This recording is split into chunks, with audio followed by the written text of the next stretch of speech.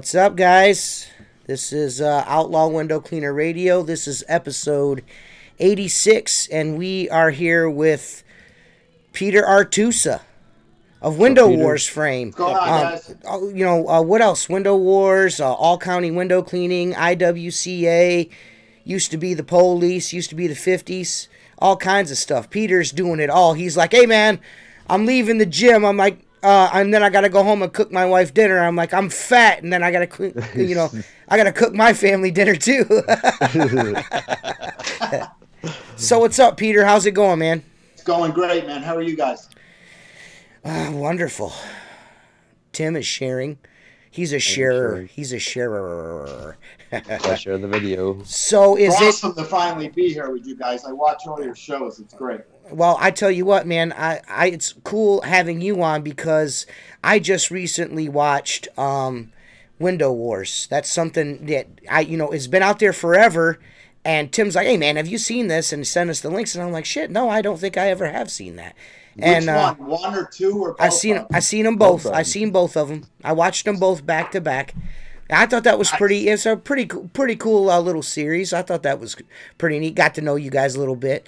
Is that how you going to Florida last year? Right. Yeah. So I got to actually hang out with them last year in Florida. And we got to share some beers, and it was a great time. So my question is that how you got your start? Was your company that size, or were you a one-man band? How did you get into window cleaning? Because I know you used to be a police officer. Yeah, I used to be the po-po many years ago.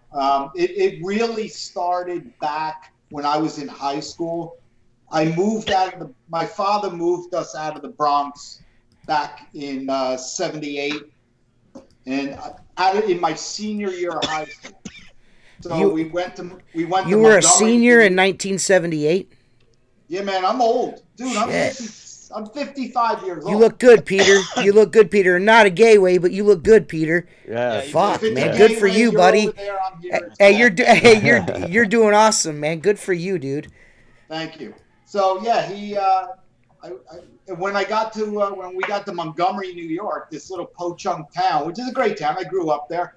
My father, being the strict Italian that he was like, Pietro, what are you gonna do? He goes, you don't just sit around the fucking house. He goes, you got to get a job. All right. So my brother had a very large janitorial company in Newburgh, New York. It was called King Industrial Maintenance. And I went to work for him. And he made me go out and do storefront window cleaning. Really? And that was back in the day with the brass head arrays. Right. There was no such thing as telescoping poles. We had like mop handles that we would wooden mop handles. Did you use a boar's hair brush on everything? Boar's hair brush or sponges. Okay. So that's how I got my start. And then when I got into the police academy in '84, graduated in '85, still worked for my brother. Then when I became a cop, finally I went full-time in '86. I gave up the window cleaning thing. And then shortly thereafter I got married, had some kids, realized that there was absolutely no money in being a cop. Right. So there was a local guy where I lived in Warwick, New York, and where I worked. And he had a small window cleaning company. I went to work for him. So I did storefront window cleaning for him almost through my whole police career. Wow. So I retired in '07, and my wife, being the entrepreneur that she has a pretty large insurance agency in Warwick. She looked at me and she goes, hey, congratulations on your retirement. She goes, way to go. 22 years. Right. She goes, what are you doing now? Right. Not hanging out at home. Yeah. I looked at her and I'm like, what do you mean, what am I doing? I'm retired. She goes, the fuck you are? She goes, I retired on Father's Day in '07. Right. She goes, you got till January 1st to figure out what you're doing. Wow. So what did I know how to do? Nothing. I was a cop. And I cleaned windows. So I started I got a pretty good buyout and incentives when I retired. I had basically 13 years of sick time they had to pay me out on because I didn't take a sick 13 years. I had, all my vacation, all my comp time, everything. And then they give you a 25% buyout if you leave within your time. So I took all that money and I bought an ultrasonic blind cleaning trailer. I was going to do ultrasonic blind cleaning, blind sales, and do window cleaning. And I started it in, allegedly the worst economic times that the country has seen back in 2007. And the blind cleaning didn't take off that big. It was there. I spent $70,000 on this trailer. It was fucking beautiful. Heat and air conditioning and ultrasonic blind cleaner in there. And it just didn't take off. But the frigging window cleaning took off. Right. I mean, big time.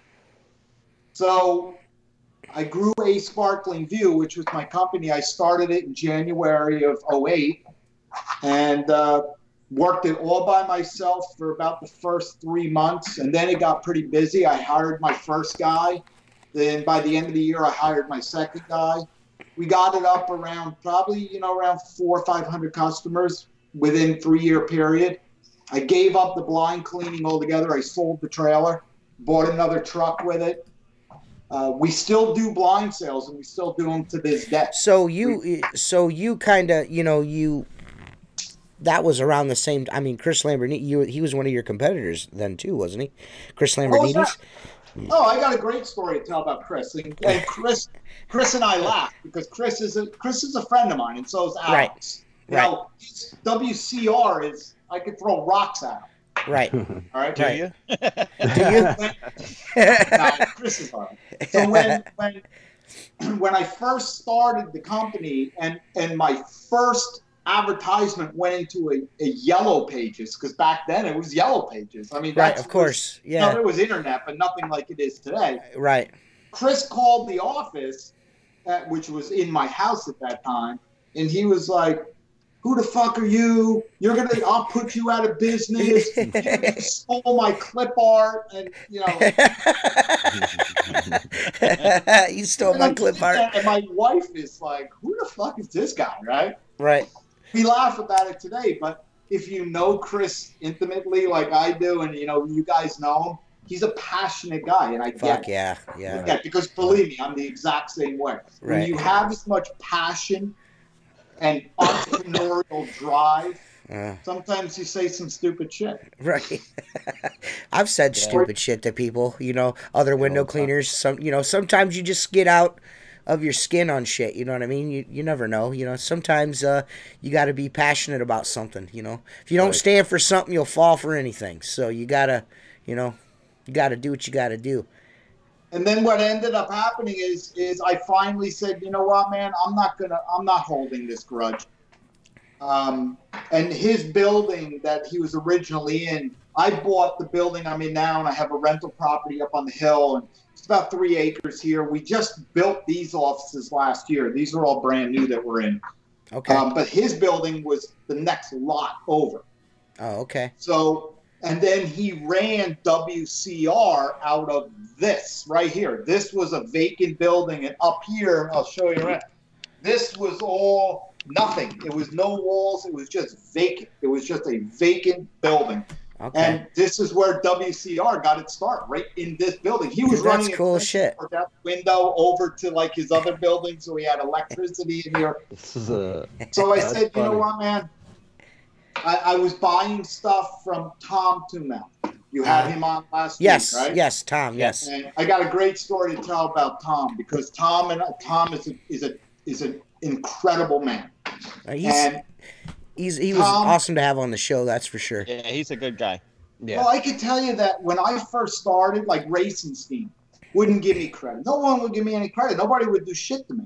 I called up Tom out of desperation. He goes, "Yeah, I'll give you 60 days." Not even knowing it. And I told him my whole life story. Right. And then the man had enough compassion to help me. He helped me with bids. He walked through my water-fed pole selections. He actually taught me a lot about the industry, because I knew I wasn't talking to anyone around here. You can't call your competition and go, "Hey, how do you fucking win?" Yeah. but Tom brought me through it, and That's cool, I always boil everything off Tom, and I have a lot of respect for him. He's a real good guy. I mean, I tell you what, that's one thing I could say. We were just, we touched on social media. You were saying it wasn't like it is now. I've learned a lot from Mark and Tim. You know what I mean? A lot about window cleaning, about business, and not just these two, but just everybody that we have on here. You know what I mean? It's right. Someone's got a different story. Someone's got a different approach. I think it's pretty kick-ass. And what's cool is that there's guys within the industry that are willing to help each other. You know what I mean? It's not as cutthroat. Maybe not the guy that lives next door cleaning windows, but maybe the guy, 100 miles away, I'll help that dude out. You know what I mean? Right. Yeah. Well, we all have different experiences and share the bond of window cleaning. Right. So Peter, I have a question for you. So you're in New York. We get a lot of retirees from New York that sell their routes up there. And move to Florida, and then they spend a year and a half, and then their wives tell them they got to go out, and they come out and start building up routes. And all the stories I've ever heard, is window cleaning very controlled up there? Meaning you have one street and another guy has another street. Maybe that's more in the city, but I hear these stories that, like, if you clean someone's windows and they go out of business, the next guy that comes in, you still have it, or else there's hell to pay. I cannot speak for that. If that occurs in New York City, then we don't service New York City. Okay. Oh, okay. My office is physically in the state of New Jersey. That's where we're in. We're in northern New Jersey. Okay. I live in New York. I live in a town called Warwick, which is 10 minutes over the border that way. Okay.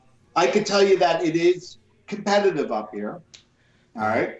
The storefront routes are extremely competitive. We do a lot of storefront cleaning. It wasn't what it used to be back when Chris owned it, because Chris kind of split the business when I bought it. Mm-hmm. And he sold the storefront route to one guy, and then he sold the residential commercial route to me, split it up, and then sold it that way. It was whatever. It right. worked out in my favor. Uh-huh.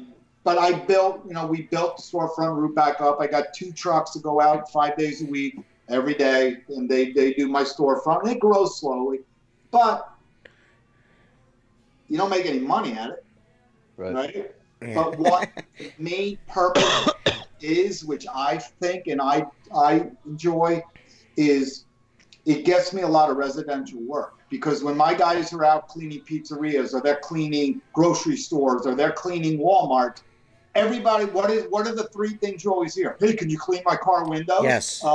Yes. You missed a spot. Or I wish you could come to my house. Yeah. Or do you do residential? Right. So all my guys have business cards, and they hand the business cards. I told them, if someone engages you in conversation, you put your pole down, you have a conversation with them, you look at them eye to eye, hand them a card, tell them to call the office. Right. And it kind of keeps us busy during the winter too, because we have winters here, and it's cold up. So yeah. We're finally, it's been cool this week, but we are finally kicking in, and we're booked for April already. We're solid. Yeah, my April, I'm so thankful that my April I'm full up in April, full up, which is crazy. Just in a week. You know what I mean? So I would say, I think since last Wednesday, last Tuesday till now, I've filled April up. I mean, I can't, thank the Lord. Money! Our problem is we're extremely short-handed with employees. I'm like 10 guys short. We used to carry, when Chris had the business, he had up to like 40 guys. I mean, but it was insane. And then I've always maintained between office staff, because there's naysayers, like people that maybe used to work here that wants to pick the meat off the bones, but right. We used to have, between office staff and guys on the road, we'd carry about 20 guys out on the road, and we'd carry between 5 and 6 in the office, including myself. But now we're down to 12 guys out on the road. Yeah, I can use 10 guys today. Yeah. Wow. Yeah. So majority of your business is residential, obviously, if you've got 2 route guys. and 8 theoretical residential guys. So majority of your revenue and accounts are the residential up there. And also commercial. We do a lot of commercial work, but Buildings. if we do a lot of power washing too. I mean, I got 2 trucks that are dedicated just to power washing, and they go out every day as well. Yeah. Right. So we do a lot with like condo associations, HOAs, and that sort of thing. We landed 3 big accounts this week alone, just going in power washing HOA building. One of them was 12 buildings. Yeah, So man. the 2 guys will go Those there. HOAs. If you can pull a couple of those off and get those under your belt to start out a season, and get them as reoccurrings, like I have a couple of those myself. Man, those are awesome, man. And once you get in there, it's really easy to keep an account like that. Because of the residents. If you do a good job and don't tear shit up, and they don't know you're there, boom, bang, boom, you're out of there. You know what I mean? You're going to keep that job. You know what I mean? Those are super nice. And the great thing about them is there's so much upsell there. I mean, we do right now throughout the course of the year, we're probably doing 5 or 6 different associations with their buildings. And I do a trade show. It's coming up May 15th. I'm doing it. It's down in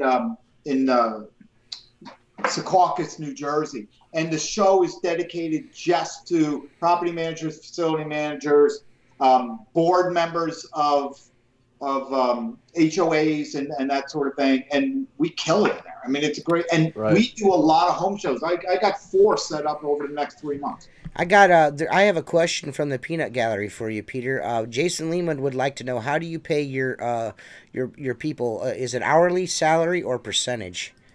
It's hourly, salary, and percentage. So the way the structure is and the way that Chris set it up, and when Chris set it up, of course, I tore it apart. Mm-hmm. I had my accountants look at it, but the way he set it up, it's the easiest way for us to do it. What it is my technician. So in a truck, there's 2 guys. There's a supervisor and a technician. Technician gets paid hourly. Mm-hmm. The supervisor gets paid a commission on each job. Out of the supervisor's commission, he pays his tech. Yeah. All right. And then my office manager gets a salary. My operations manager gets a salary. My assistant operations manager gets a salary. And then my 2 sales girls get hourly plus commission on each phone call that comes into the office. Okay. And then, so your supervisors in those trucks, man, them guys got to be about their business if they want to make some money. You know what I mean? Yeah. That's a good incentive. You know what I mean? So I can tell you that, for no bullshit, that one of my power washers last year, and he's a great guy. He's been with the company probably 11 years now, 12 years, and he's a vet. Thank God, he's a great guy. He made, how long are you power washing up here? 9 months, 9.5 months. Yeah. Last year he made $72,000. Wow. Yeah. Nice. Wow. That's not bad for 9.5 for an employee. Yeah. No, that's not bad at all. Then when power washing was done, well, that included window cleaning, gutter cleaning. But when he's done with power washing, then he goes out and he does window cleaning and he does gutter cleaning. And then, after the Christmas party, we kind of just, kind of shut down a little bit. Everyone collects the seasonal unemployment. And, it gives them a break, because when season starts, and it's here, we started full time. Yeah, it's balls to the wall. Yeah, it's balls to the wall until we end again in December. Right. And, my guys are good. They work their asses off. So do you retain any employees from All County? I have. Is anyone still there from the changeover? Oh, absolutely. That's cool. I had to fire a couple of them, and those are some of the naysayers that are on social media. The only thing I can say is reflect. But anyway, Alex's sister still works here. Oh, cool! Yeah, I didn't know that. Oh, that's cool. Manager. She runs a tight ship, man. You don't want to fuck with Liz. Right? She does Spartan races, bro. She'll fucking break you over. Oh, tough Jesus. girl. And she runs a great office, and she really does keep an eye on everything here. And then, you know, Ron and Dave, my operations manager, my assistant, they worked here. Chip worked here. Yeah, we've got a handful left. Cool. That's awesome. Mark, are you answering that question in the comments? What's that? Big Squeegee wants Mark. He wants to know if you Skull or Copenhagen. He wants to know. The Skull, long cut straight. Oh man. Oh, he does. Yeah. Somebody asked him in the comments. It sounds to me, Peter, that your labor pool up there is due to the fact that you need 10 guys, not much better than it is most places in the country. You know what it is? If they're all in the gym getting swole. Well, if I was in an urban setting like Newark, for example, or Patterson, or down in you know, Newburgh, New York, you got people there. Right. We're in the middle of nowhere. Yeah. So the pickings are slim. Right. If the economy tanked like it did several years ago when I first started, we had lines of people out the door waiting to work here. We had more people than we had work. Do you think the younger generation's not as motivated as we were, or you were? I would agree 100% on that. I'm just saying, as far as manual labor, it's really, I don't think it's going to be the same. You know what I mean? Oh, no. I think we're golden for the rest of our lives. Right. So as long as we can do it. We can clean windows as long as we want, because I don't think there's very many. It's like, dude, I want to, like, you know, work in like a craft brewery, man, you know? I want to work in the mall at the Gap. Yeah, it started with participation trophies. Yeah, dude, that's not even a thing, dude. That's not a thing around here. If you ain't first, you're last. You know? What's that? I worked hard for every one of my trophies. Right. I put in the time. We practice all the time. It was real. We got yelled at. I mean, at 12, we were being yelled at like men. I mean, you didn't mess around on the baseball field. Right. You know? I tell you what, right I now. got 3 kids, and all of my kids, God bless them. You know, my 2 oldest have great jobs. My daughter gave me 2 grandchildren. She's got 1 on the way. My youngest guy now is in college. He's going to school to become a pilot. That's his goal. He wants to be an airplane pilot. He's got his private pilot's license. But that kid has been working since 11 years old. Nice. All right, there's no bullshit. Right. He started working locally in an apple orchard, because we have a ton of fucking apple orchards up here, and we have a ton of craft brew places. So he worked at an apple orchard. Then 6 years ago, he became a snowboard instructor at a local ski lodge. He worked there and the apple orchard. And then last year, he was finally good enough to come work for me. And let me tell you something. You know, I told him, I said, TJ, I get up at 6 every morning, and I'm in the office by 7. I said, you have to be in the office by 5:30. I said, so buy an alarm clock, because my ass is not coming in there waking you up. And but that kid made it to work. Good. Okay. He was never late. Right. And when he saw his first paycheck, he goes, I never made this kind of money. Good for him. He was in love, man. Yeah, he was good like, for him. Right? He was buying rims for his truck. He was like, Well, speaking of cars, I want to cause some controversy here. You're a Camaro guy, aren't you? I sold my Camaro. Good for you. Good for you. Listen, until this. Oh, okay. No, go ahead. Tell us about your Camaro. I like my Camaro. It was probably one of the fastest cars I ever drove. It was an incredible car. It was a ZL1, 6-speed, supercharged. It was nice. It was fast. I think a 78 Z28 Camaro. No, slow ride, man. Come on. We had a guy in vocational school that had it was a Camaro, but he put like electrical tape on the side that said Z28. We used to call it the Z20 fake. What kind of Mustang? What kind of Mustang do you have in the garage, Mark? I've got a Coyote Motor Mustang sitting in the garage. Nice. Yeah. It's 2 richest men in window cleaning we're talking about. Yeah. No. I also like toys. I ain't rich. I like toys. You know? I like trucks. Back when I was a cop and I did like 18 months of undercover drug buying. So I was in a high school. like for 3 months buying drugs. Oh man, dude, for real? My undercover car. That's whack, bro. What? That's whack, bro. 21 Jump Street over Why you here. 21 Jump Street dudes, man? What the fuck, man? Dude, that job was cool, but what ended up happening with it is, you know, I was married and had a fucking kid, and I was in high school buying drugs off of kids, right? Nice. Right. And all these girls were like, you know, they were like, you know, hey, you know, what's going on? And I couldn't. I'm like, I couldn't touch them, you know, legality sake. And then they started going around school that I was gay.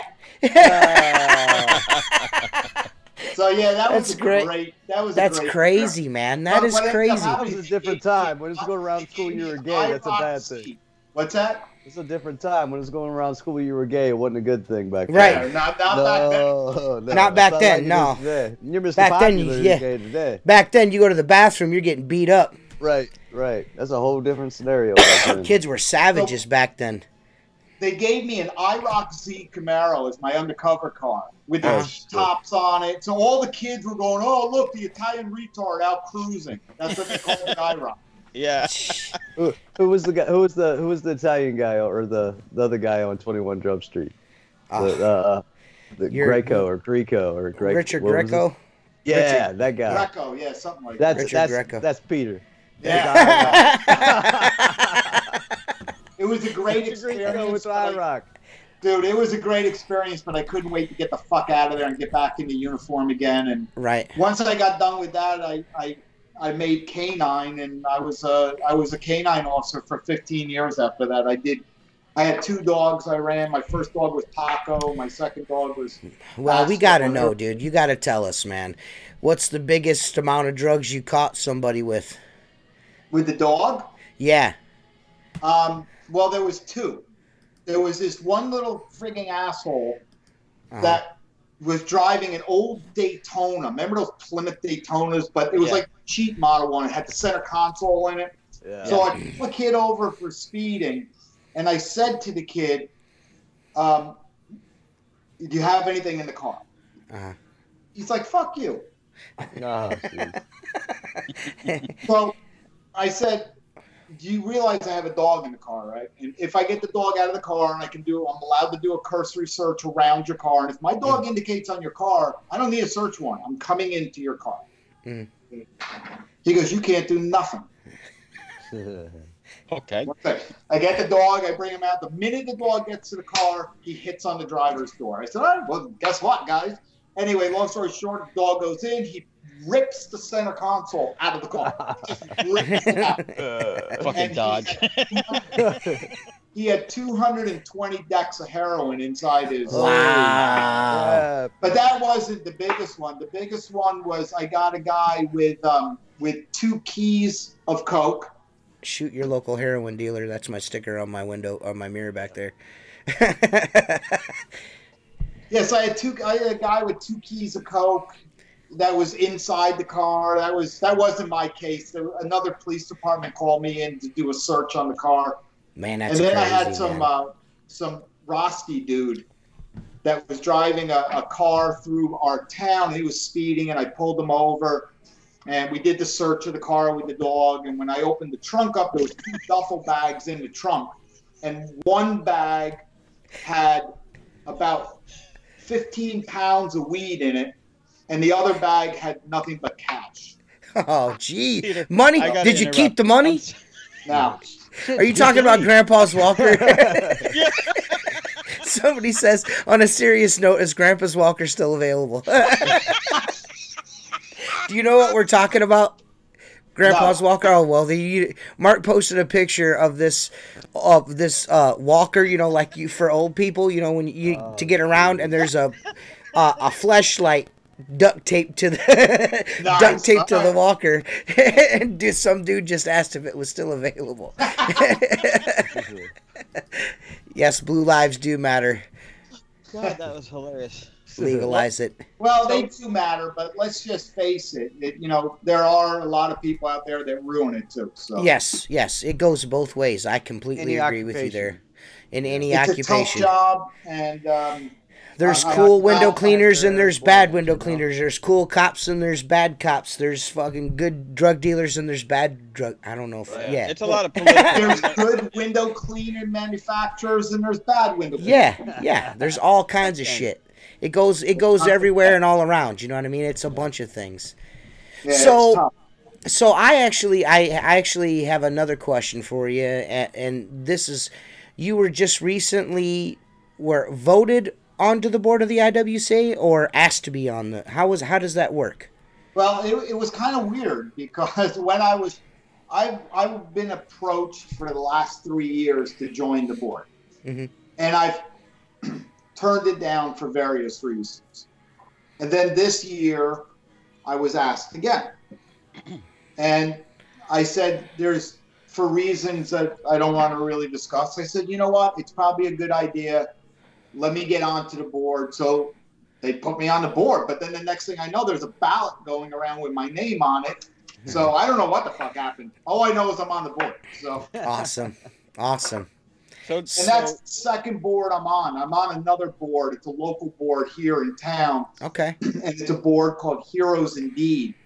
And it was for a local girl in Warwick that was a graduate. She went to school with my wife, and she was a graduate of Warwick High School. She went to West Point. She graduated as a military officer. And then she was the highest-ranking female officer in the history of the United States Army that was ever killed in duty. Wow. And she was killed on June 8th in Afghanistan 6 years ago. Wow. So that board. Why did they do that? I see it now. What was her name? What was her name again? Could you repeat it, please? Jamie Leonard. Okay. Thank you. And the board is Heroes Indeed. It's heroesindeed.org is the website. So the only thing they ever did and how I got to know these people was they used to do a 5K, 10K, which is running every year. Right. And I don't do a lot of that. I don't run very often, but I know what that is. I always run their race with them. I always enjoyed running their race. And then the luxury of owning a company made me very fortunate that I started doing platinum sponsors for them because it was a worthy cause in my eyes. And for sure. And I support military and I support the cops and I support high school sports. I'm real big into that. And I support my church. So awesome. I started contributing to them and they asked me to be on the board. And it's very small. It's only 5. We don't even meet in person. Our board meetings are just like what we're doing right now. It's Skype, and we meet every month. And then once a year, we meet face to face. But we only do the right. But it's a good cause. Awesome. So anyway, getting back to IWCA, I said, actually, what? I think Mark had a question. Didn't you have a question, Mark? Sorry, go ahead. Oh no. Well, I wanted to ask you. I mean, you started dabbling on the IWCA. So for those of us who aren't members or not familiar so much with, I know my father was for a while back in the day because IWCA has been around forever. Can you tell us more about IWCA and its benefits, what it offers its to the window cleaning industry? So IWCA, I've been a member since 2007. That was one of the first memberships I did as soon as I started my company. The very first convention I went to was in 2007. It was in St. Pete, Florida. That's the very first time I ever met Lee Burbage, and you guys have your reservations about Lee, but Lee's a buddy of mine, and he's all good. He's done some stupid shit, and I've told him that, but he's a friend of mine, and right? I respect makes sense to us. But anyway, so what I found about IWCA is the classes were great for me because I was new. Today, I look at the classes, and a lot of the classes that they do are good, solid classes. The camaraderie down there at this convention it blew me away. I mean, I never went to bed, man. I was up all night hanging with these guys, talking. Chris and Alex were there at all these conventions back then because WCR didn't exist, and it really intrigued me. Today, what they offer is education. education that's unsurpassed of any of the other associations out there. WCR, I belong to. It's a great organization. You can ask anything on their forums and you'll get answers. Sometimes you might get wise ass answers, but you'll get decent answers. Right, of course. IWCA has an alliance with OSHA. We have the glass committees. We have OSHA 10. You can do OSHA 30 with them. They have every Tuesday, if you're a member, they send you this thing called Toolbox Tuesday. So it's actually a form. I mean, they send it to you. It's free. And then it gives you a sign. So if you have safety meetings in your organization, you don't have to scramble for topics. Every week they send you a topic. Yeah. And like this one was on, giving new coworkers your support. So we're actually going to do this on Monday because I got a lot, hopefully got some new guys starting. So we got to refresh that. And then, razor blade safety. There's all sorts of shit. Razor blades. You keep them in your mouth. Yeah, man. Yeah. So, I don't know if it's changed, and I have a question. I don't know if you're going to be able to answer it, Peter, but I'm going to be 100% honest when I told you this has always bothered me about the IWCA. Okay? My father, like I said, was involved. I've been solicited a couple times to get a membership, and I just can't wrap my head around why the membership fees are based on your company's revenue. I just don't feel that it's anybody's business if I have 5 guys, 10 guys, I'm a single guy. I don't understand why it's just not a set fee. It's funny you bring that up, Mark, because what day was it? It was Friday the 22nd. We had a membership meeting, a board member. I'm on the membership committee. Yeah. And I'm on the social media committee. Okay. And we are looking into that. Yeah, I mean, we are that's like seriously one of the first questions on the application is how much does your company generate in revenue or something along those lines. And I mean, look, I would tell close people to me, but I just don't understand why someone that's doing $100,000 a year, pays so much more than someone doing $30,000 a year. You know what I'm saying? We agree. Yeah, I think that membership would grow if it was a little bit. I don't know what it costs to join at this point because I've never completely filled out the application. I know it's a lot of overhead to put the convention on, but it's also extremely expensive too for a guy like myself with 4 employees. To bring everybody there is thousands of dollars to walk in the door. Now I agree. A lot of the speakers and everything else, I go mostly for, it's not that I know everything. I mean, I just find myself kind of bored in seminars, to be honest with you. I just don't have the attention span to listen to someone who is talking about business, but it doesn't always correlate to window cleaning business. I could listen to you all day, tell me stories about your company, but I don't want to hear about this guy that built a business that's really not related to window cleaning. So, and I've always enjoyed the trade show. I've gone multiple times. I went to the first one in '87. Wasn't even a real trade show. It was at a hotel in Florida here, and there were like 20 people there. I think that was at its inception in '86. Probably 1989. Yeah, in North Miami. Yep, that was the inception. Were you there? No, God, okay. I was still a cop then. Okay. Oh. He was still busting kids and shit. Yeah. So trying to buy drugs from fucking high schoolers and shit. Drinking beer. Yeah, hey, give me your weed, man. Taking all their 40s, bringing it back. Motley Crue. A good association adds to the backbone of the industry. There's no doubt about that. And IWCA is obviously the biggest one. I know there's a couple offshoots out there. But I've honestly went in 2004. I went to that first one. I've probably been to 3 or 4 of them. And I have noticed that some of the attendance at the shows has declined because I don't know if it's too expensive or, you guys need to, I'm just speaking to you as someone on the board, put some incentives out there. I'm not looking for free shit. I'm just looking for something that is going to attract me, such as, to be involved with your association. Right. Aside from spending a lot of money, you know, for the newsletters and everything else. Give us, you know, a little something more. You know, I hope they grow the association. I don't know if it's been up or down, up or down. Like I said, I just noticed the trade shows have been lighter over the last couple of years. And I agree. They have been. I think one of the reasons they brought me on the board was just to get a new perspective. Okay. I am a little A-type personality, so I really do say what I want to say and say how I want to say it, you know, respectfully. I've actually been teaching a course there for the last 2 years on operations management. And, you know, I love my course. I think everyone else does it. But we are talking now, and we've got a new board in there. We got some new members on the board. Yeah. Our president now is an incredible guy, Dave Knowlton. He has a high-rise company. IWCA he's down by you guys. He's down in South Carolina or North Carolina or somewhere down there. And Kurt Spencer, he has a big company. I think he's in Mississippi. He just got on the board. I think what we're really trying to do is exactly what you said. Yeah. That is the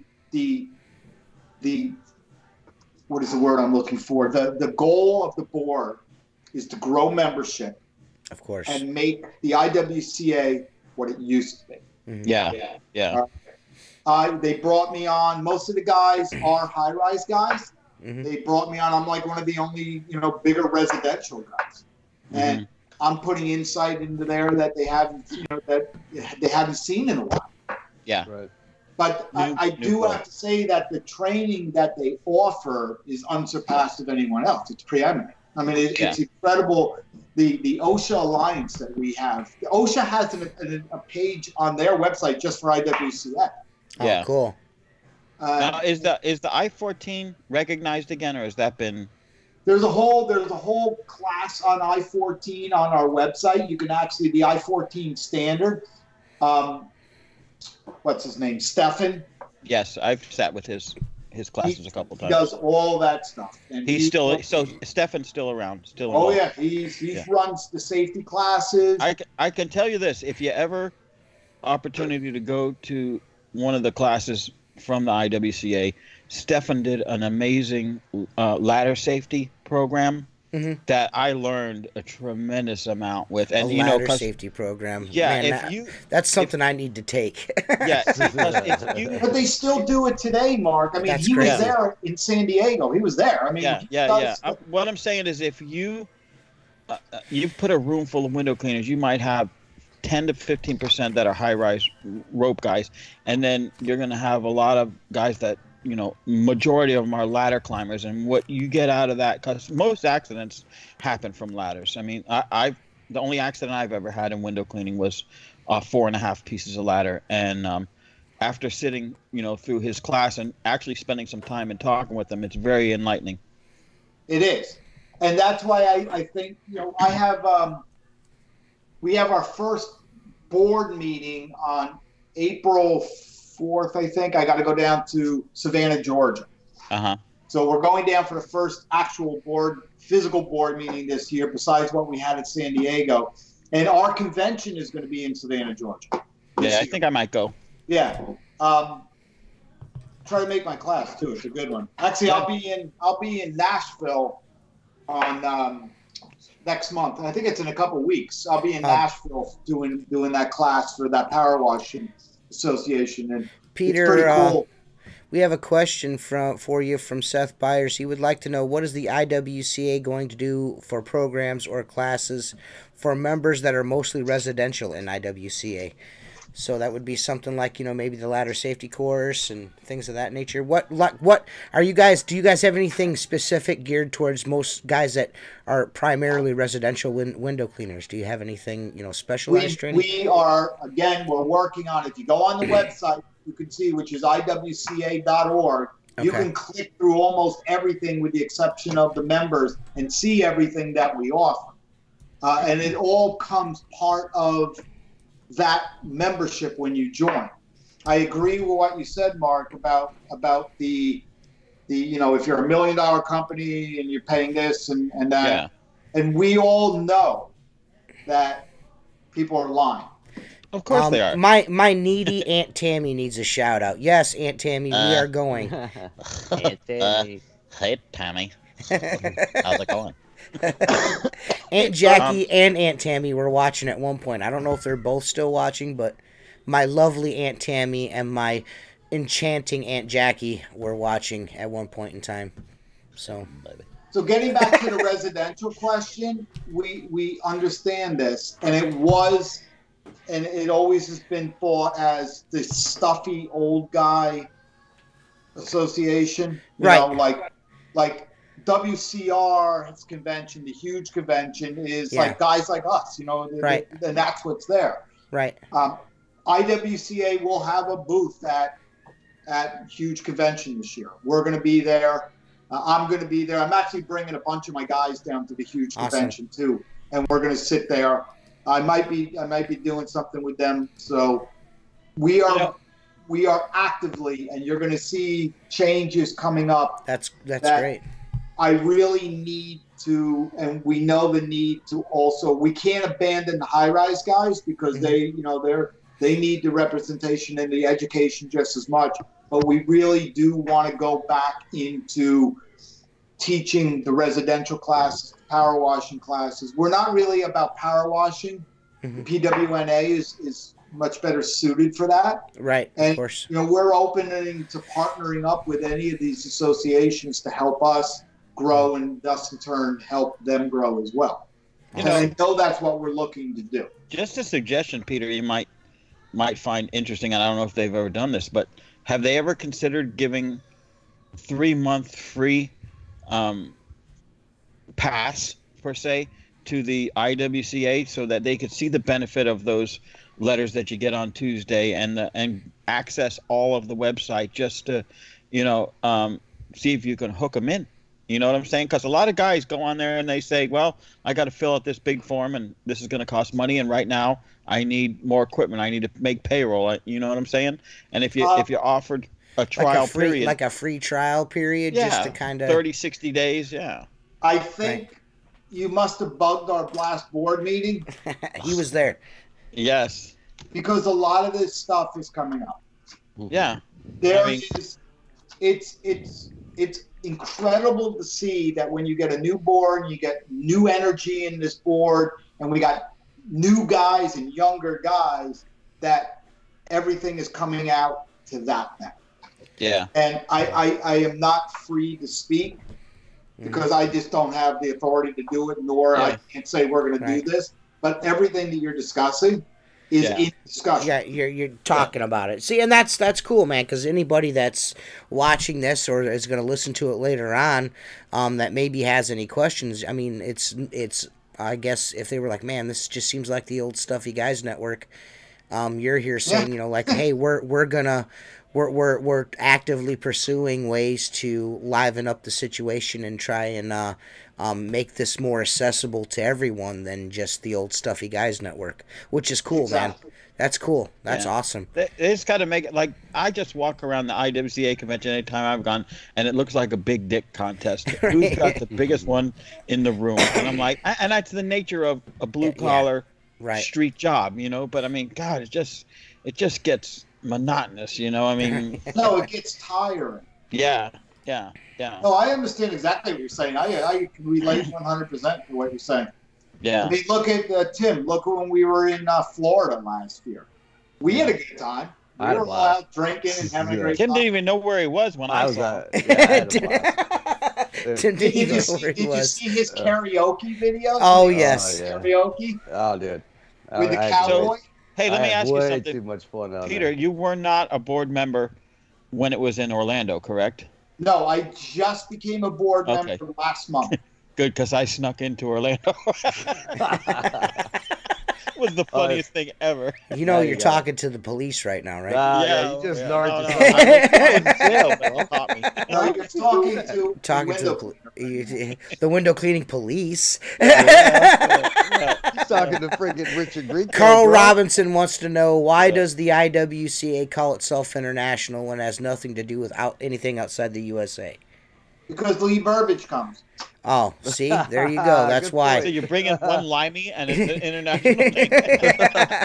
We actually had a lot of foreign people at our convention this year. A lot of people from the UK and Ireland. They all showed up. We had quite a few, not a lot, but we had them there. Some, yeah. And that's a good question. Why does it call the IWC? I can't answer that. I don't know.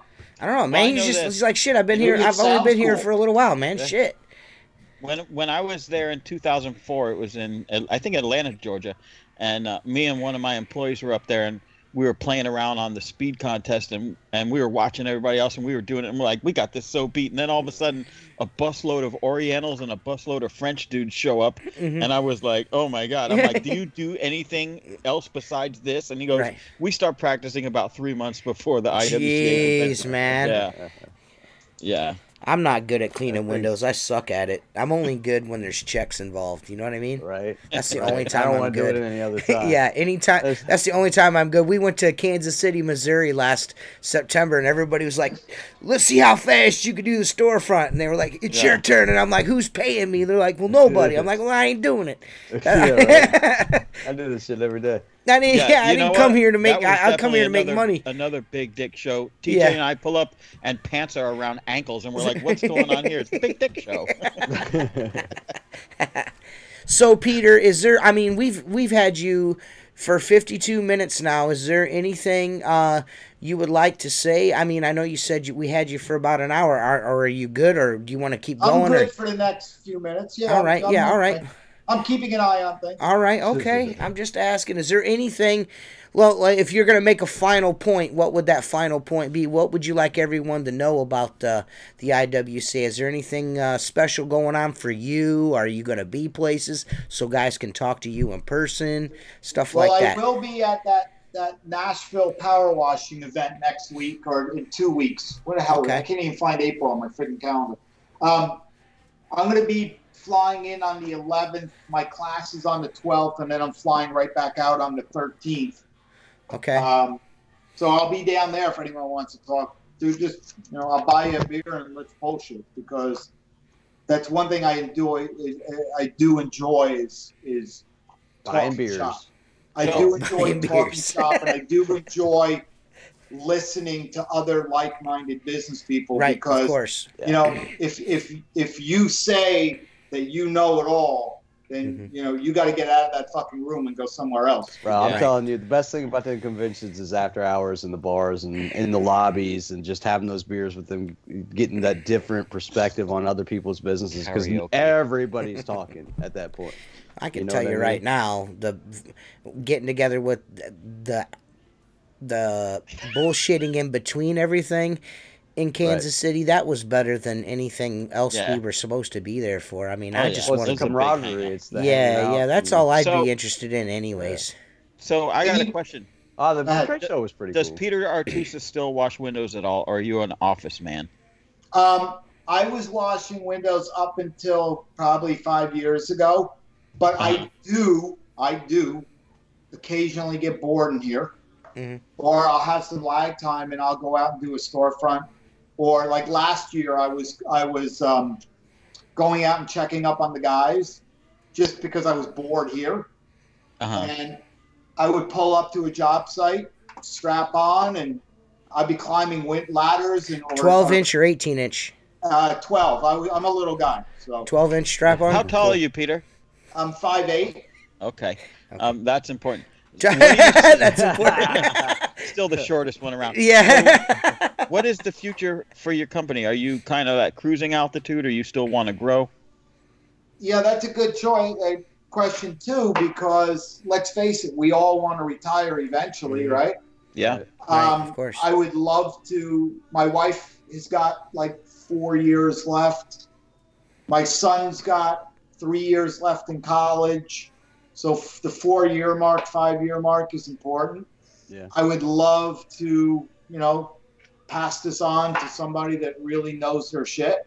I mean, let's face it, Chris built an empire here, and he lined this thing with systems unlike systems anyone has ever seen.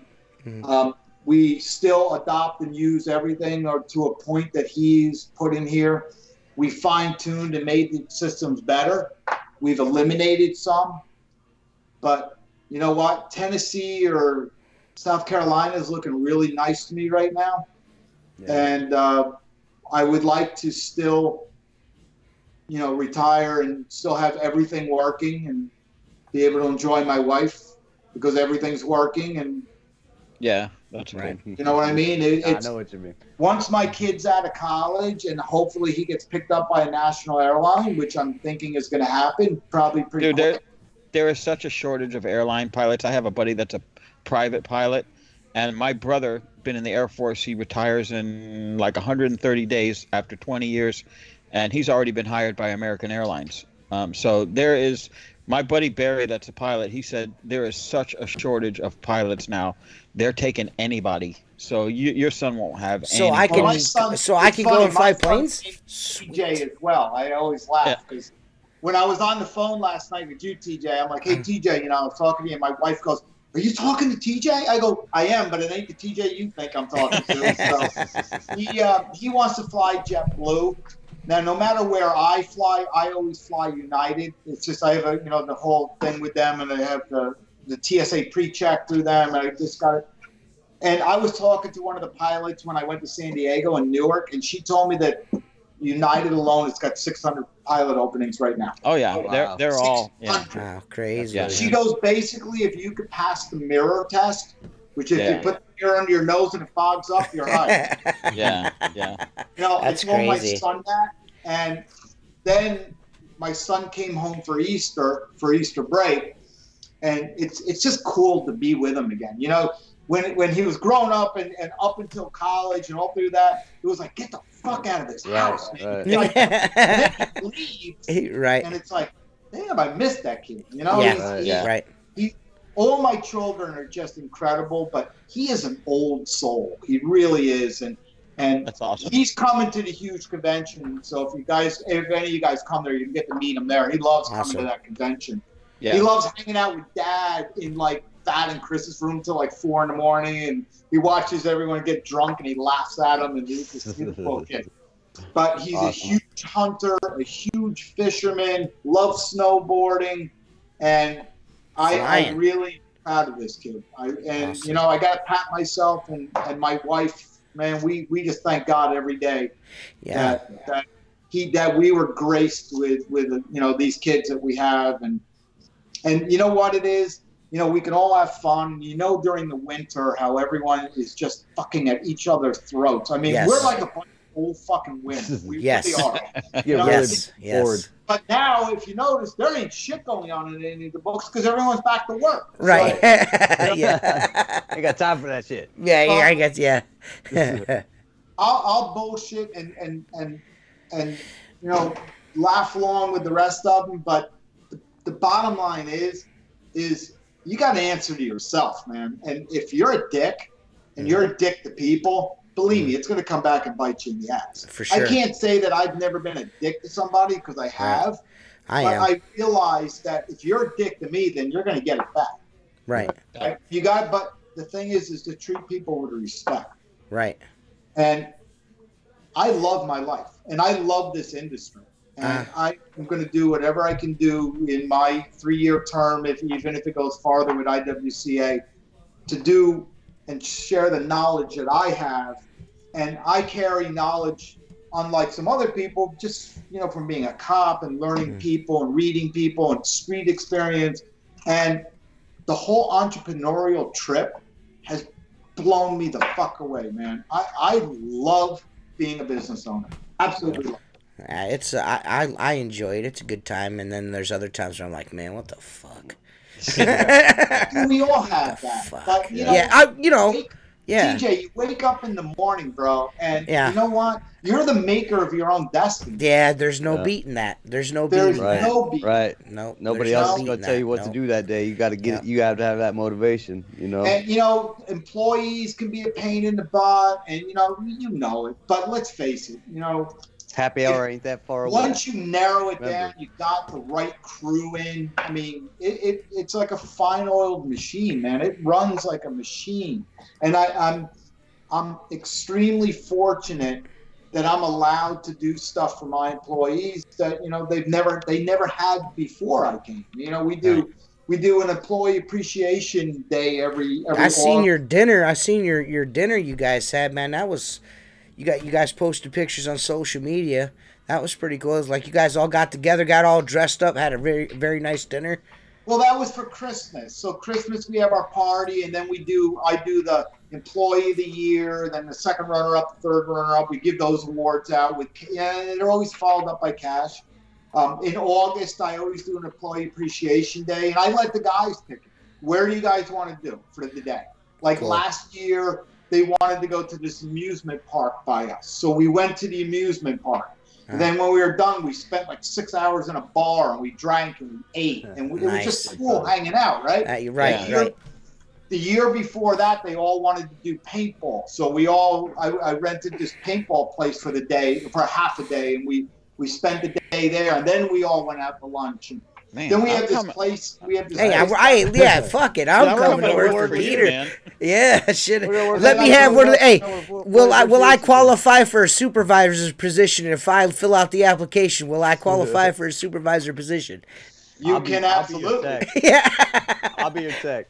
Yeah. And then I always do birthday cards for everybody here with a little money in it for everyone's birthday, and we do employee of the month and supervisor of the month, and they get a little card and a certificate and a little cash in a card form. And that's cool, man.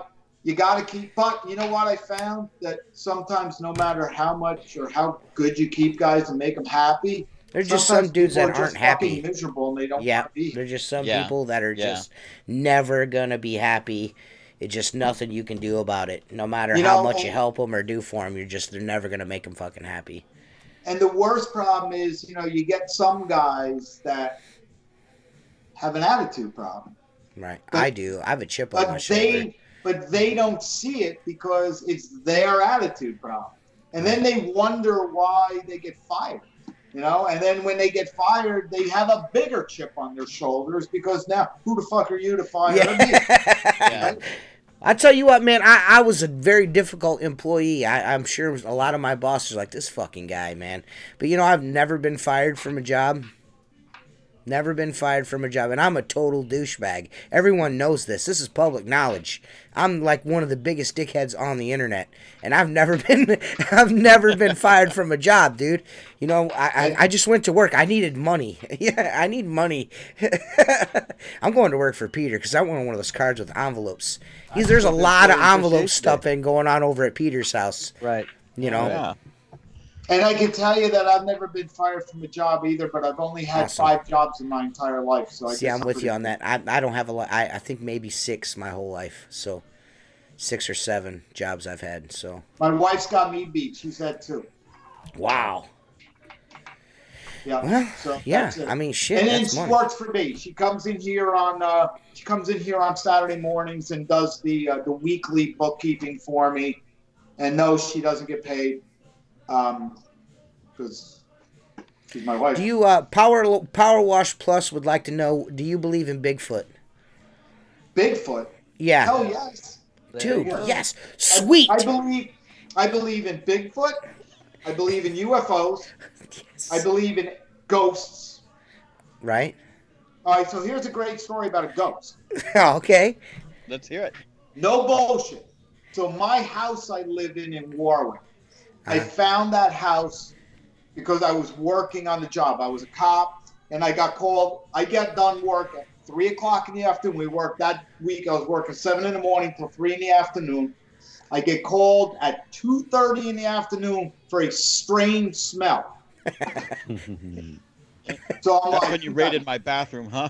Yeah. I'm like, you gotta be fucking kidding me! I just want to go home. It's like my Friday, It was like the last, and I'm like, fuck. So I drive up to this house, and it's my house, and it's in a beautiful development, a little neighborhood in Warwick, and it was a little Cape Cod. And my front door to the road is 75 feet. Okay. When I got out of the car, I smelt poor Mrs. Hamill. So I walk up to the door, and the post lady's standing there. And she goes, I don't know what's going on. She goes, there's this weird smell. And I mean, look at the windows. They're covered in flies. Oh, shit. And I'm like, Oh, boy. well, I know what the hell's going on. So I said, all right, man. I said, thank you. I said, how long has this been going on? She goes, oh, months.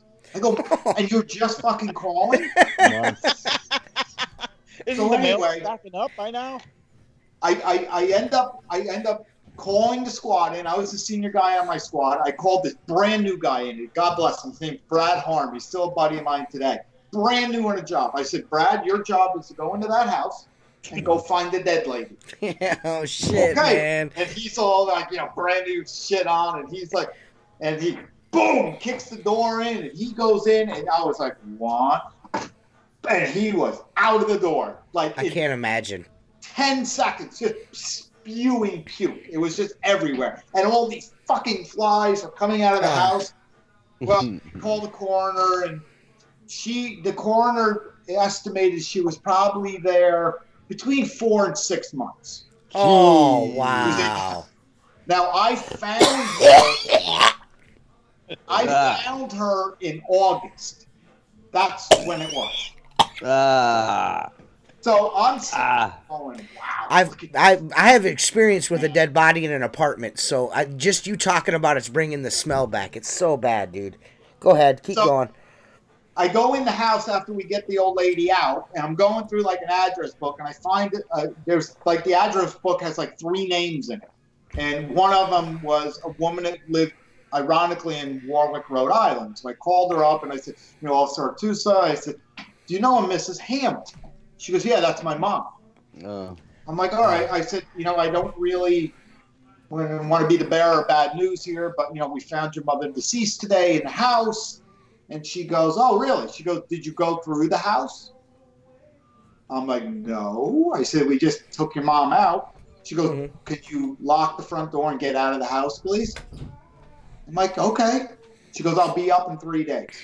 Long story short, she comes up. She sells me the house for like nothing, pennies. All she wanted to do was pay off her credit cards and her car. So I bought this house for well under $100,000. Long story short, I made 6 months worth of renovations. We had to get the dead lady smell out. I had to get all the flies out. There was a lot of renovations to do the house. We move in about 7 months after buying it, and I'm coming home one night. And I was working at 3 in the afternoon till 11 at night. So I come home, I open up the front door, and as I walk in the front door, we have a foyer, the living room's to the left, and then like the office and the bathrooms and the kitchen to go in the back. So I look, and our couch is right there, and I see a figure sitting on the couch. And I said to myself, Mommy waited up for me. Yeah, right. So I said, hey, honey, how are you? And I saw the figure move to the other side of the couch because it was a sectional. I turn around, I turn the lights on in the living room, I lock the front door, I turn around, there ain't no fucking soul sitting there. Oh, hell no, dude, that would fucking freak me the fuck out, man. And I'm like... House for sale. Yeah. Why do white people always stay in the house? Right? I got a gun.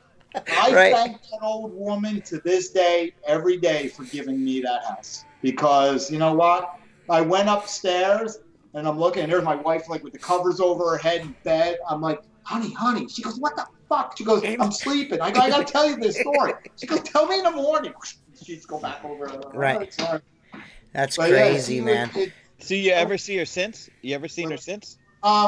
No, but my first canine, Paco, no, wait a minute, my second canine, Basco, he came into the living room one day and she died in the living room, in between the 2 windows by the front door. She died there. And her head was up against the wall, and her body, she left like a perfect chalk outline on the hardwood floors, which I had to replace because right. You're not getting that out.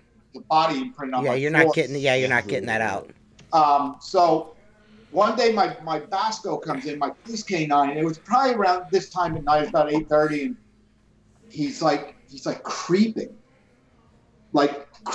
into the fucking thing, and he's staring at that spot. Yeah. And I'm like, Basco, come here. Basco, come. And he shoots out of the living room, goes down the hallway, comes through the dining room, back into the living room, and he's like, and shoots back. For a half hour, he just kept doing loops. He did not come in to the living room. Wow. That's then crazy, sudden, man. It was about a half hour later, he creeps in, and then he lays down, and then that was it. Now, I have a new dog now that I got him when he was like 8 weeks old, and he's going to be 5 this May. He'll be 5 on the 23rd. Last month, he did the exact same thing. Would not come into the living room. Really? Come in. Oh, you still live in this house? Oh, yeah. I'm fucking... Oh, you live in a haunted house, bro. Outright. I ain't fucking moving anywhere. Right, you live in a haunted house. That's my shit. I love my house. I'll add on if I have to. I ain't fucking going nowhere. I love my house. That makes sense. And Makes a lot of sense. I can share it with a ghost. She ain't fucking with me, and I ain't fucking with her. Right? Dude, animals trip me out, man. Okay, so I got one for you, Peter. Has your wife ever seen anything freaked her out? And like, you know, because like if my wife would be like, it's a nice house, but we got to go. We got to go. Yeah. No, she never saw anything. Yeah. No, see, now, never saw the girls, anything. Now, my mother, who was a little fucking cuckoo for Cocoa Puffs back in the day, and God rest her soul, because I lost her a few years back. But my mother was like one of these women that thought she was like clairvoyant or something, and she saw ghosts. I mean, she was a little weird, but I love her. And she came over. She used to live in Florida with my brother. My brother lives down in Rockledge, Florida, if you know where that is, right next to Cocoa Beach. Yeah. And she came up and spent a summer with us, and she used to have conversations with this woman. Really? Yeah. But I don't know whether it was the wine or she was actually really having conversations. Did she know that the woman had died in the house? Oh, yeah, I told her. Yeah. I tell everybody that comes to my house that someone died in it. That's crazy, dude. I think it's a cool story. I wish I had the pictures of her, because I would even show those to people. Oh, come on, man. That's so jacked up. You pretty much had to gut the house, right? I mean, to tell you the truth, what we did is we had ServPro come in, and they bombed it. They put this bomb in there, and then when they came back 3 days later, and they took anything that was fabric out. They took like all the old furniture, any fabric furniture, all this shit. They took all that out, and it really didn't smell. I can tell you honestly, it really didn't smell. I ran across that issue in an apartment. I used to do maintenance for about 1,000 apartment houses here in the area, and I got PTE for a house because the neighbor said that the sewage was backed up and it was stinking the place up, and I could smell it when I got to the door, just like outside the door. I'd maybe 10 to 15 feet away, I could smell something. I'm like, what is that? And as soon as I popped the door, I just thinking about it there almost made me throw up. Like it's in there forever, but that's what they did. Any carpet, they say that's anything fabrics. No, you'll never. I can tell you that once you smell a rotten dead body, you'll know that smell for the rest of your life. Yes. And the smell of a dead person is totally different. Like if you're killed in a car wreck right then and there, or you commit suicide and you die right there, it's a totally different smell, and it's a smell that you will remember the rest of your life as well. It's you know, absolutely the worst. I've seen a lot of shit, bro. I've seen a lot of shit in my career. I was unfortunate enough up here. We had a elementary school back in '88, and that was right when I got out of the undercover shit. I went back in uniform, and there was an undercover. There was an elementary school here in Montgomery called the Coldenham Elementary School, and I was a dare officer back then, so I knew all the kids, and I was in the school, and the school got hit by a stage 1 or class 1 tornado, whatever the hell. We don't get tornadoes up here, but it got hit with that, and it collapsed the wall in the lunchroom. Mm-hmm. And I was the very first of anything on the scene of that thing. And we lost 20-something kids that day. Oh, wow! And that was probably one of the toughest things. I can't imagine that, dude. That's awful. The only things that when you become a cop, you really do become a dick, because you've got to have to. You got to find ways to not let this shit get to you. Right. So when we see dead people, you see something like that, you kind of between you're making jokes, and the normal person looking in would be like, "What the fuck's the matter with these guys?" Right. But it's kind of like a coping mechanism, right? Of course, it's not yes. Yeah. But the things that bothered me the most were anything with death with kids, and anything with rape. I couldn't handle rape, man. I wanted to fucking kill people when they did that. Right, of course. Any abuse or kids, or any kind of sexual or physical abuse to women would bother the living fuck out of me. I couldn't. I had a real issue trying to deal with it. I'm sure, because right. you're definitely hands-on with that situation. You know what I mean? And it's like, ooh, I should fucking knock you out right here. You know what I mean? Right. So I can't even imagine. I can't imagine, especially finding that many children. I can't imagine. I can't even wrap my head around that. You deal with people. I've dealt with people committing suicide. Car accidents, getting killed. Right. So we had a partner of mine that I went all through high school with. We were cops. We kind of retired together. We had one of our friends commit suicide, and he videotaped it. He shot himself, and we were the guys that found him. Oh, and man, that's you see that shit, and then people wonder sometimes when you talk to a cop, why is this guy such a dick? Right. Right. Yeah, it's one thing to stand outside of that arena and be like, man, they do this, they do that, they do this, they do that. But just think about all the things that they have to put up with, first of all, and second of all, the shit that they see. You know what I mean? The things that the first responders see on a daily basis are all the bad things that happen in society and in human nature. Death, who gets drug abuse, all that in this world than to a cop? I mean, yeah, dude, that's crazy, man. Darkest episode ever. No, yes, metal. Go ahead. Here's another great story for you. There was this dude. This guy couldn't lie to fucking save his life. I'm driving down the road in my police car, and I'm looking at this car coming at me with nothing but sparks shooting out from it. It looked like a fucking like a Roman candle shooting sparks. And as he's going by, I'm like, what? He had no front tire on the car. He had one front tire on the passenger side. Driver's side was going to two. And he's driving his fucking car with spark. So I pull him over, obviously. And I look at the guy, and I go, what's going on? He goes, man, I'm so fucking drunk.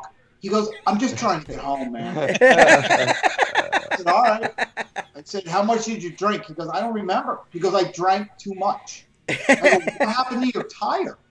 He goes, I hit something, but I fucking off because I was drunk. And then I go to the guy. I go, you got anything else in the car?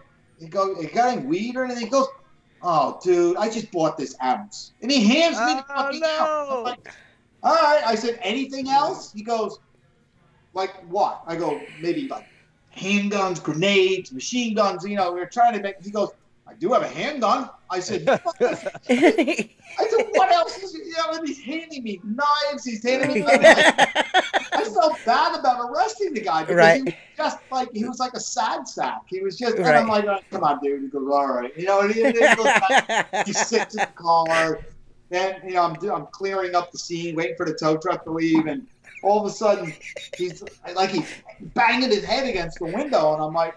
I look at it, he goes, I gotta puke! And I open the door and he's vomiting out. Sometimes I feel bad about arresting guys. Yeah. He was a pretty cool guy. He was fun. I got pulled. Sometimes if you just make them laugh, like I could see you. Yeah. You probably have a good sense of humor as a police officer. I got pulled over one time, and I was speeding, and the cop says, "You know how fast you were going?" And I'm like, "Yeah, I was going about 60." And he goes, "You know what the speed limit is?" I go, "No." And he goes, "Well, it's 30." And I go, Well, I go, yeah, it's 30 miles an hour. I figured I'd only be out for a half hour, so I was going 60. He starts laughing so hard. He hands me a license back. He goes, slow it down. He goes, but next time you're getting a ticket, get out of my face. That's great. I used to get in trouble with my sergeant and lieutenant all the time for not writing tickets. I just, dude, he goes, like, what are you doing? I go, driving around. Right. Yeah. Yeah, I've always been, you know, all of my interaction with the police, is usually after the trouble is over. So I've never really had any trouble with them. You know what I mean? It's like, did you do this? And I'm like, yes. You know, just be honest, man. There's no point in struggling. You fucked up already. They know you fucked up. They got your description. Just admit to it. You know. You know what it is, guys. I'm not at all upset that I did this or sorry that I became a cop, because it afforded me, like, I have health insurance, dental insurance, eyeglass insurance till the day I die. Yeah. And then when I die, my wife continues it until the day she dies. That's great. It gave me a very sizable pension that I collected the day after I retired. That check is in my bank account the first of every month. Yeah. And then when I die, my wife collects the pension. That's great. That's great. And that's the way it should be. It should be that way for firefighters, police officers, and military people, too. And you know what? It is for the most part. It is for most of the guys. Yeah, that's the way it should be. I'm glad I'm not a cop now with all the shit that's going on today. Yeah. I just, you know, like, what's the old saying, you know, Chris, if there was Facebook back when we were kids, you know. Oh, yeah, jeez. It would be a nightmare. Yeah. Could you imagine? The shit that I used to do? Good Lord, sir. It did give me a lot of knowledge, and I could translate that knowledge to business. And it really allows me to run a company, I think, that's pretty good. And when Chris approached me about buying All County, I was a little, like, set back. I was like, you know, why? You know, it's like, you know, he made it out to be, you know, it's the largest window cleaning company in the world. Right. We're the best, and nobody's fucking better than us. And, you know, and we talked for months before we finally, you know, purchased it. And I'm glad I did, because it really did give me the freedom to do things that I normally would have never been able to do.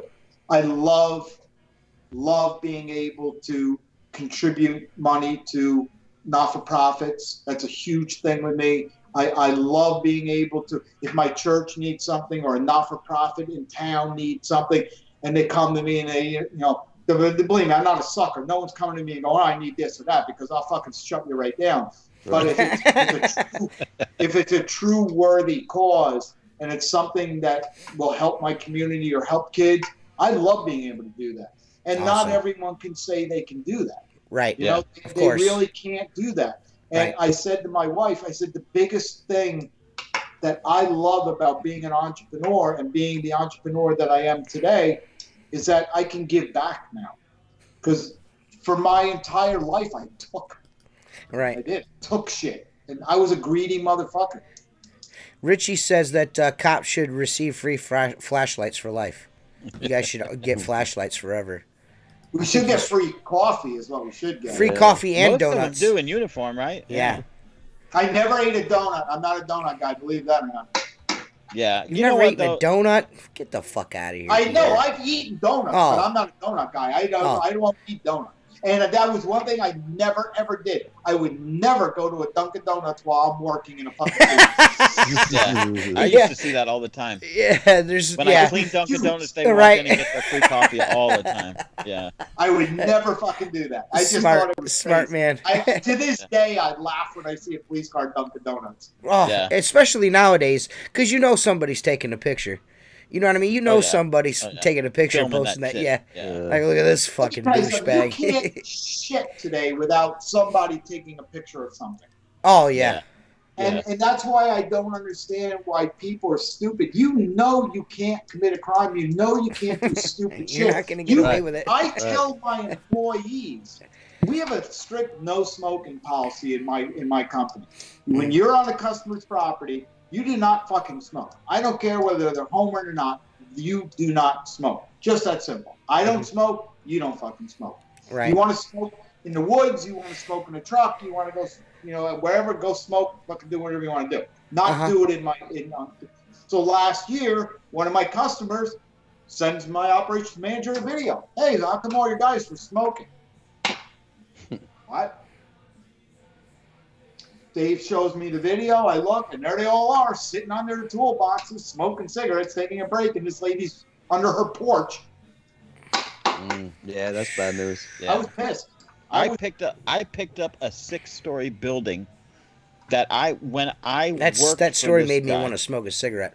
Yeah. Yep. I worked for this guy. I did the construction cleaning on this 6-story building in the 90s. Okay. And 5 years ago, I get called back to that building to give him a price. And I said, well, I know who's doing your windows. They've been doing them since day one because I did the initial cleaning. I know your building because I worked here. I got to ask, why are you making a change? And he says, it's a cancer institute. Okay. He says, because his employees smoke. Do you have employees that smoke? I said, well, one of them uses that vape thing, but physical cigarettes, no. He says, I said, well, what's the deal there? He says they sit on the roof and they smoke. It gets sucked into the air intake and goes through the building of a cancer institute. He goes, they get in the elevator, they stink like cigarettes. He goes, he goes, their work is fine. They do a good job. He goes, but I've told them 5 times. The next time you send someone smoking to my building and I find cigarette butts on the roof, you're fired. He goes, so that's why I'm talking to you. And I go, okay, so here's the price. I've been there now for about 3 years, 3, 4, going on 5 years actually. And it's simply because the employees are disrespectful when the boss says you can't smoke. Yeah.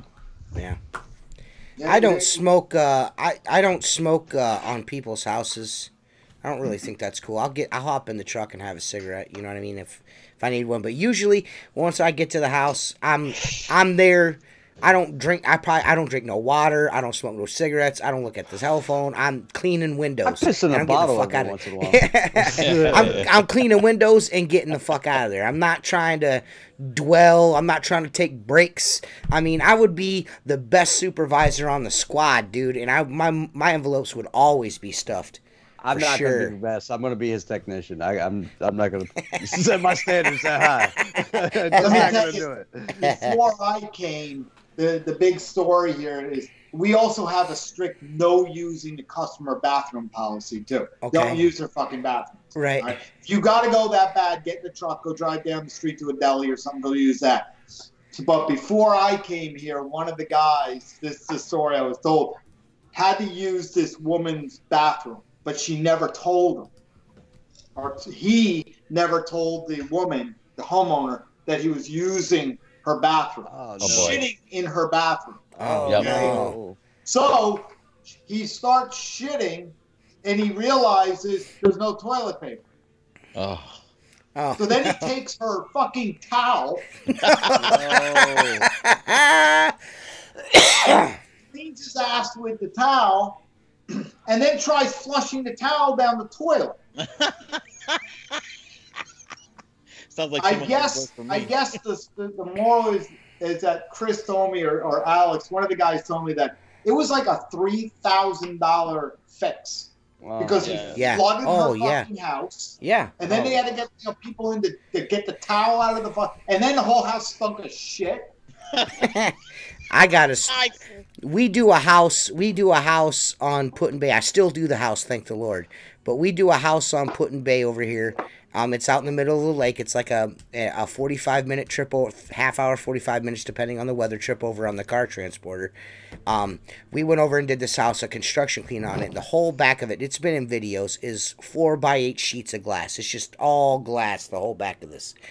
And this is a pain in the ass, this house. But she's never there when we do it. And she entrusts me with the code to the door. And, we go in, we clean the windows, and we leave.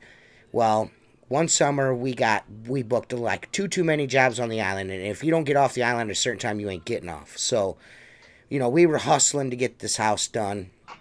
And instead of doing my normal, walk-through check to make sure everything's cool, I'm like, we got to go to the next house. And I didn't own the company at the time. The guy that I bought the company from, his nephew was working with us that summer, and he took the biggest shit ever in this lady's house and left it. Oh, he just, no. and she said she took a picture, and I'm not kidding. She took a picture and sent it to me. She goes, I just wanted to show you this. It's been here for, I'm assuming, at least a week since you've been here. And she goes, and it's still holding its shape, is the text, the caption. And this thing was out of the water laying on the bowl. It was, he coiled her up on the bowl, dude. She's like, so, I don't know who this is. I was like, he will never come back to your house ever again. I'm so sorry. You know how embarrassing that is? Yeah. To take that, to get that text message and see that on your flip phone, this big old pixelated turd. It's like, dude, come on, man. I had a guy seriously that always was going to do that, but he's always shooting up heroin. Oh, that's even worse, dude. Yeah. I seen a dude at McDonald's. House. This dude's we're thinking he's taking his shit. He's in there high as fuck in the bathroom. Just a few days ago, I seen a guy in the McDonald's parking lot, knocked completely out, needle still in his arm, spoon sitting in his lap.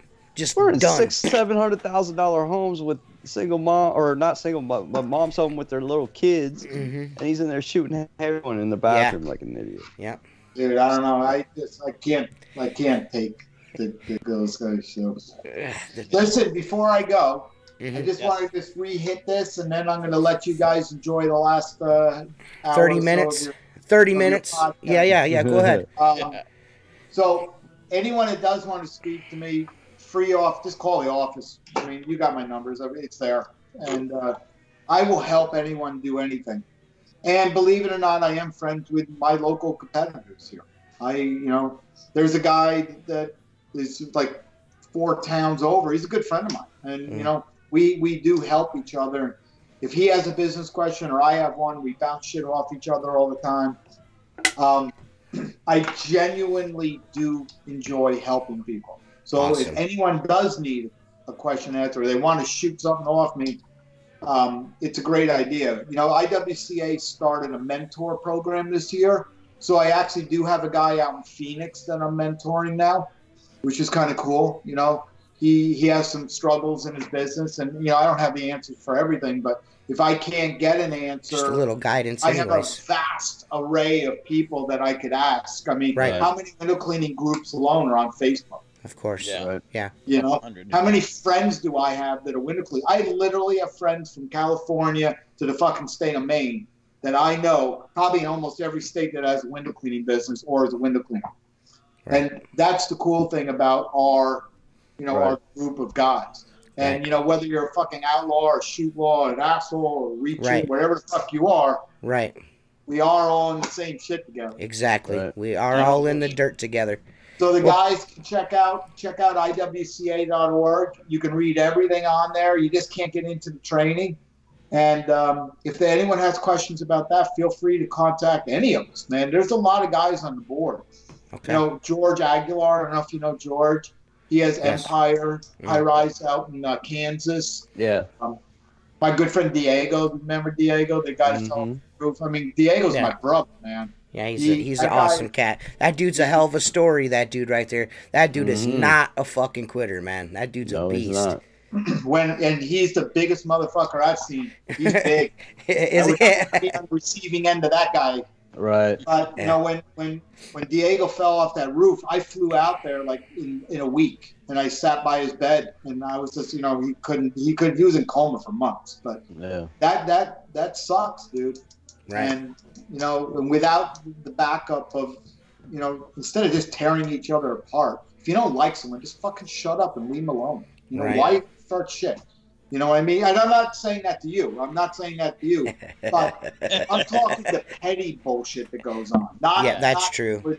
Not the legitimate bullshit. Right. Right. If there's something legitimate, like fucking Tim comes up and steals your van, then that's a fucking... Right. Speaking of which, have your keys in your van. There's a question here, Peter, before you go on. I was actually curious. Are you guys mostly traditional window cleaners, or do you employ pure water systems into your... I don't need to know manufacturers. We don't want to do that. We just want to know, Do you use all aspects of of equipment for window cleaning? We do. Awesome. Every truck has an RODI system on it. Every truck has a pole on it. Every one of my guys is issued tools. I issue them a toolbox and tools. They all have uniforms. So when they leave here in the morning, they have to have an RODI system. They have to have a water-fed pole on it. They have to have their trad equipment in their toolboxes. They have to have gutter cleaning equipment. They have to have everything in it. They better have one restore in the truck. They got to have spray away in their truck. So if I'm a big advocate of telling my guys to upsell, and we have a rather unique way of upselling here. So what we do is we have to work invoices. So they'll sign off. So the first touch when they get to a job is, hi, I'm Pete.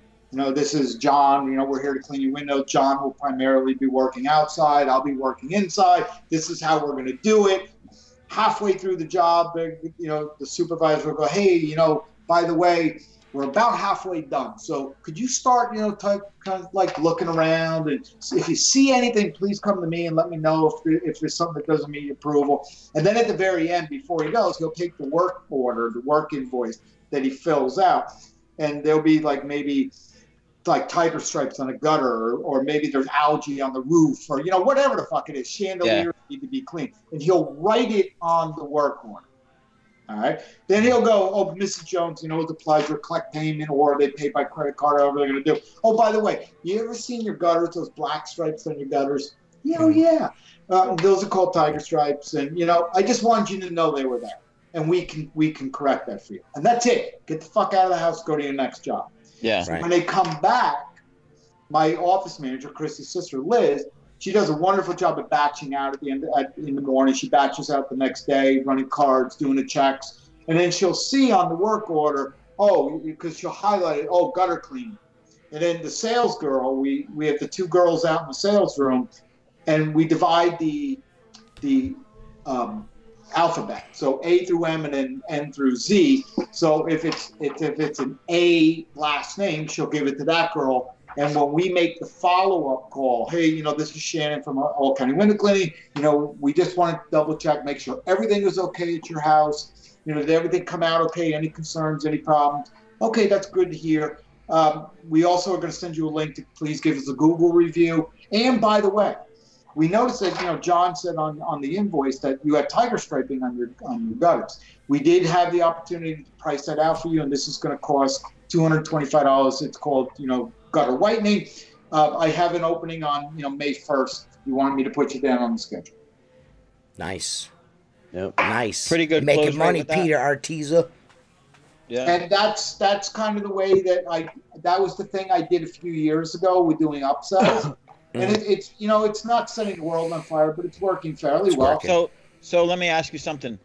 On an hourly or on a salaried employee, what is his motivation to upsell for you? Do you give him a percentage of the upsell?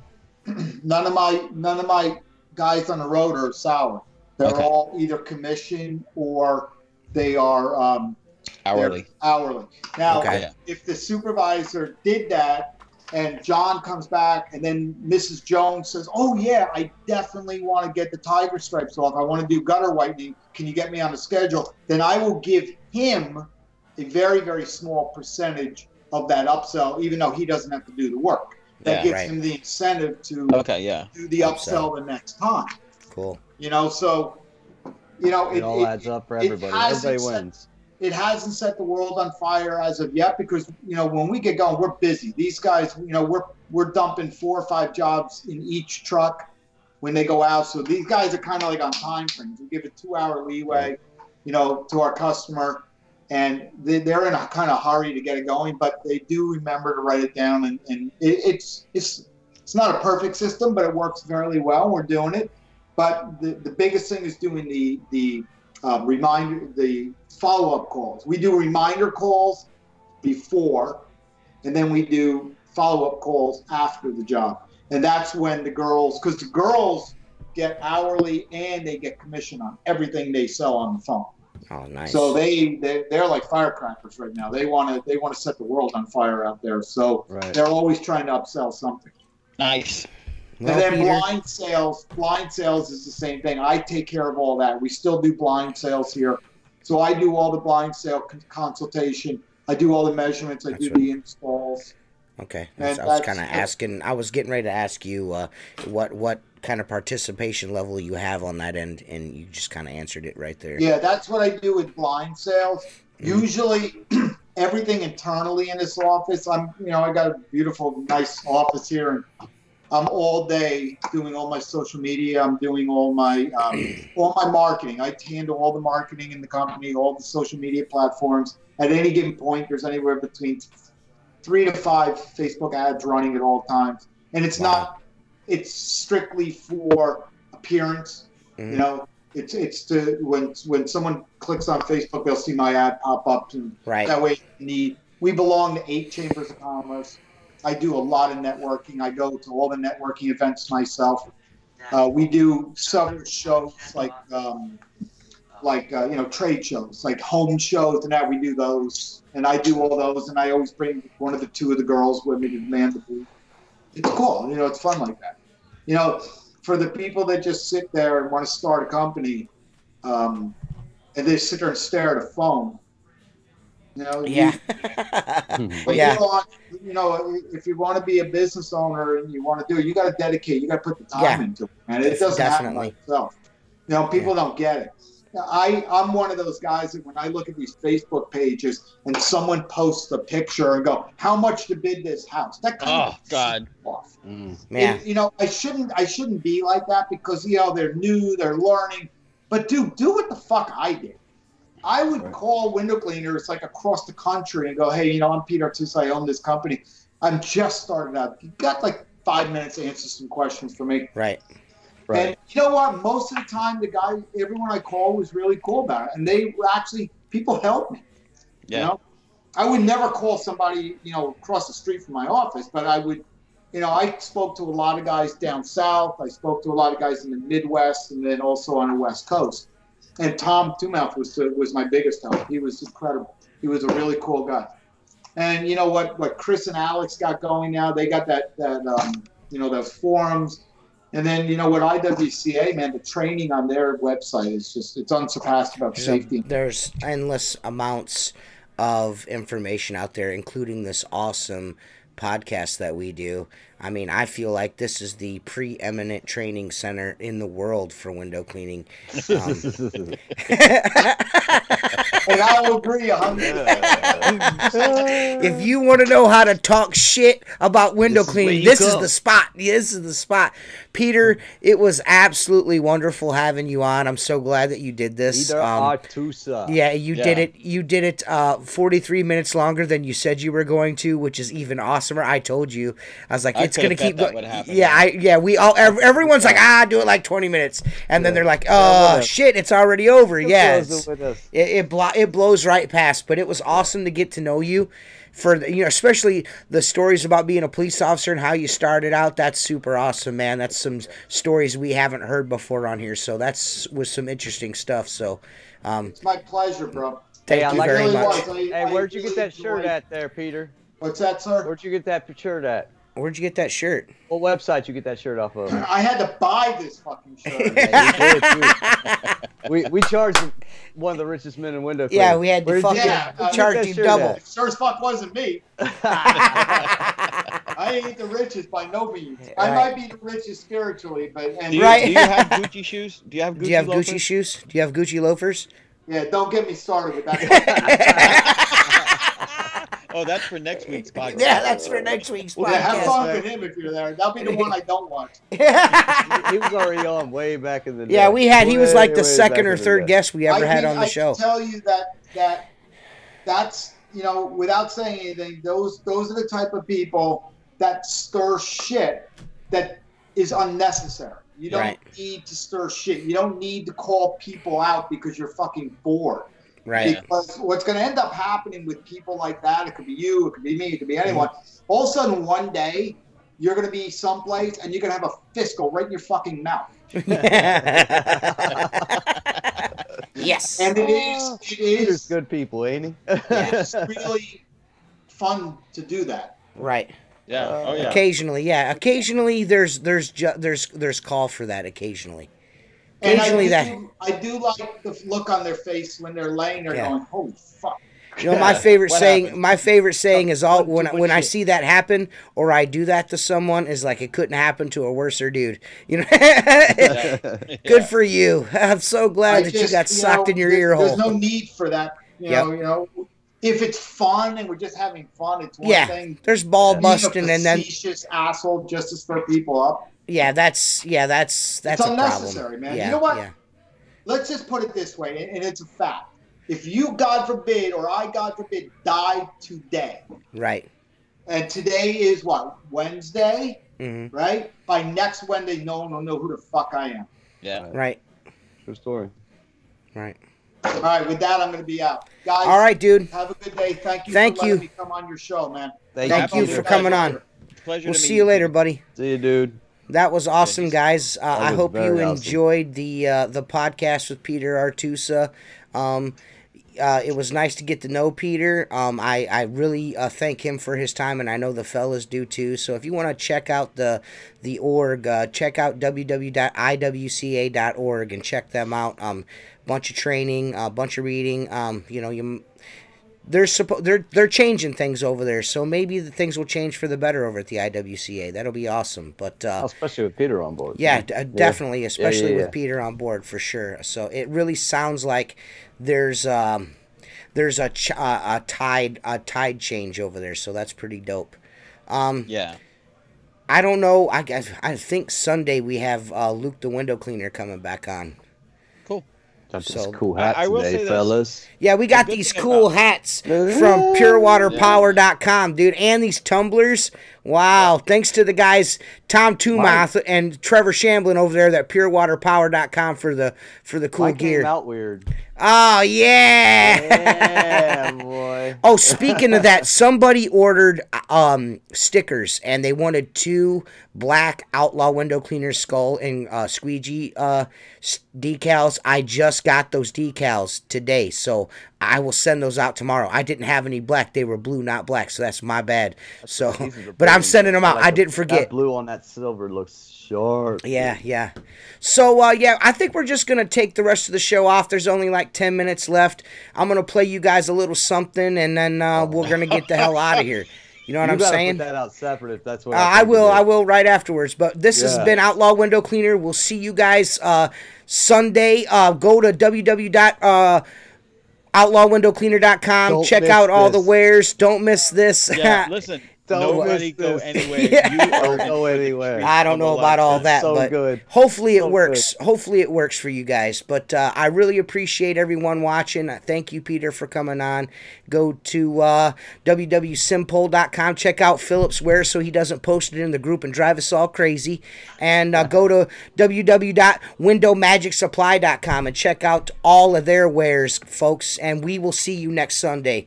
Peace. See you.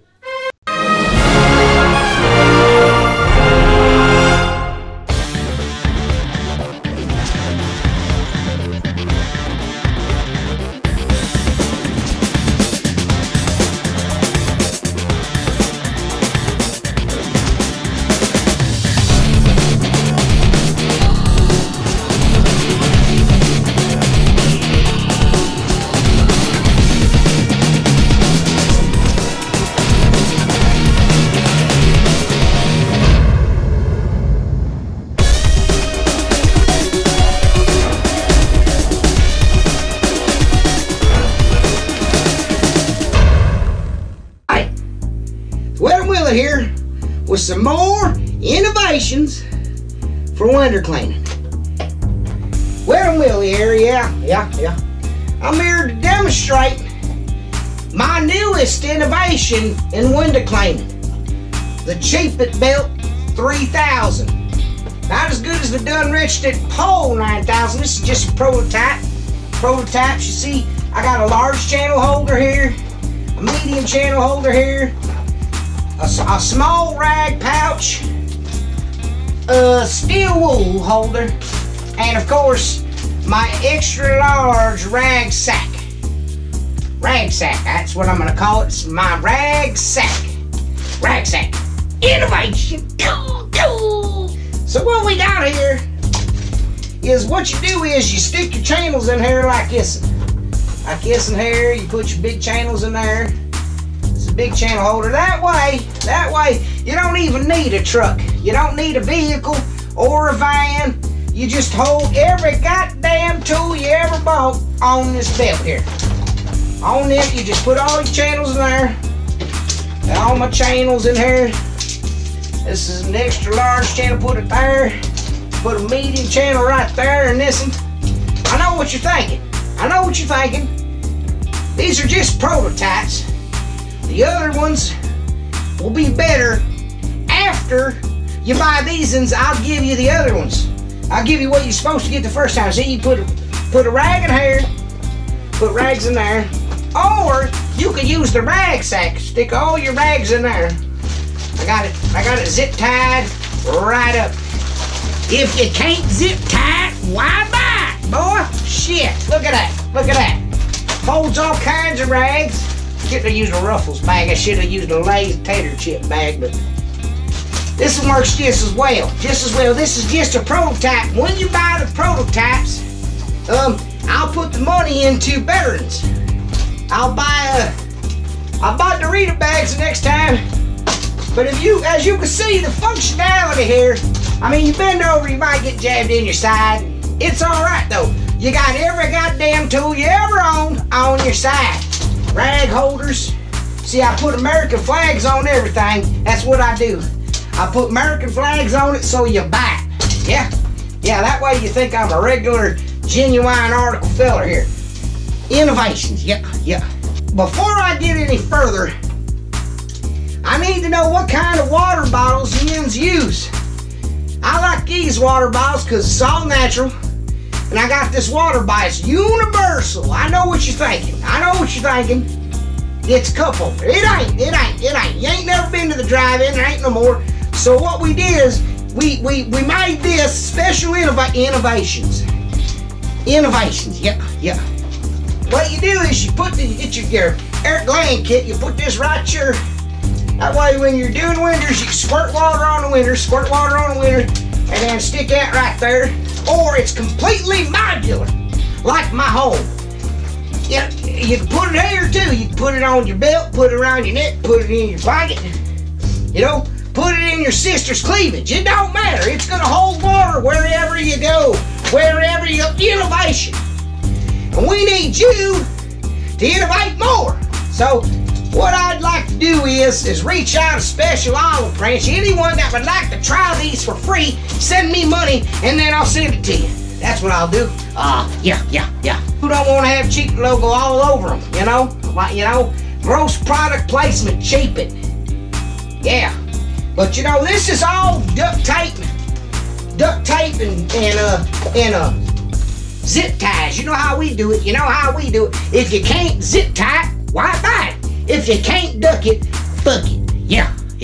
In closing, I would like to say that I feel like my innovations for the window cleaning industry are top notch. And I'm all about community, you know? All about the community, yeah. So, if you need big footings, honey, if you need a cheapest belt, the cheapest belt 3000, you hold all your tools, every damn tool you got in your toolbox, just put it around your waist there. And I know all you gotta do here is if you wanna like keep them all together, see, I'll supply you with a roll of duct tape. Just go like this here, American flag duct tape, go like this, and then you connect them together like that. See you like that?